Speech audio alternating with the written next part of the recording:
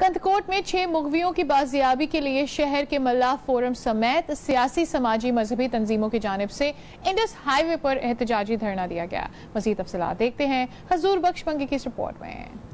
कंदकोट में आए रोज अगवा की वारदातों में इजाफा होने लगा। एक हफ्ते के दौरान मीरानी कबीले के 3 नौजवानों समेत 6 अफराद अगवा हो गए। मुग़वियों की बाजियाबी के लिए मल्लाह फोरम समेत शहर के सियासी, समाजी, मजहबी तंजीमों के रहनुमाओं ने इंडस हाईवे पर एहतजाजी धरना दे दिया। टायर नजर आतिश करके हाईवे ब्लॉक कर दिया। सिंध, पंजाब और बलूचिस्तान की ट्रैफिक मुअत्तल हो गई। गाड़ियों की लंबी कतारें लग गई। आए रोज शहर से लोगों को उठाया जाता है, लोग गैर महफूज हैं। मीरानी बिरादरी के 3 बच्चे अगवा करके कच्चे की तरफ गए। वो डेली आए दिन वो हमारे तरफ कॉल करते हैं 40 लाख दे दो या तो उनके लाश आपको मिलेगी। मुजाहिरीन ने पुलिस के खिलाफ शदीद नारेबाजी की। पुलिस मुग़वियों को बाजियाब कराने में मुकम्मल नाकाम नजर आने लगी। हमें 3 मीरानी कौम के लोग जाहिद मीरानी, हामिद और अब्बास मीरानी अगवा हो गए।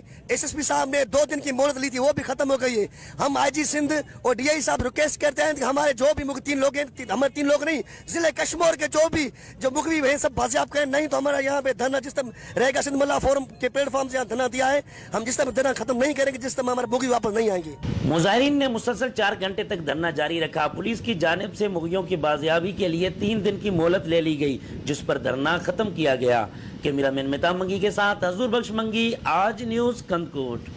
खबरों का सिलसिला